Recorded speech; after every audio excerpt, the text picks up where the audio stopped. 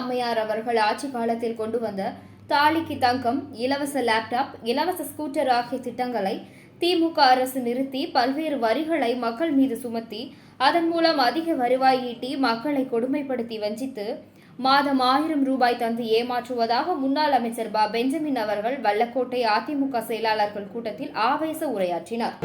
ஒவ்வொரு கிளை செயலாளரும் ஒவ்வொரு தொண்டரும் அங்கே நீங்கள் வந்து அந்த மக்களிடத்திலே வாக்குகளை பெற்றால்தான் அன்றைக்கு அண்ணா திராவிட முன்னேற்ற கழகம் வெற்றி பெற முடியும். அதை உணர்ந்துதான் ஒரு சாதாரண கிளைக்கழக தொண்டராக இருந்த நம்முடைய புரட்சி தலைவர் அண்ணன் எடப்பாடியார் இன்றைக்கு பொதுச் செயலாளராக அமர்ந்து கொண்டு இந்த பணியெல்லாம் செய்ய வேண்டும். கட்டணம் உயர்த்தப்பட்டிருக்கிறது.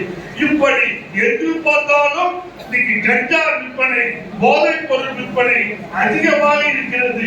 இன்றைக்கு பெண்களுக்கும் சிறுமிகளுக்கும் பாலியல் வன்கொடுமை நடந்து கொண்டிருக்கிறது என்று சொல்வார். அதே போல வெற்றி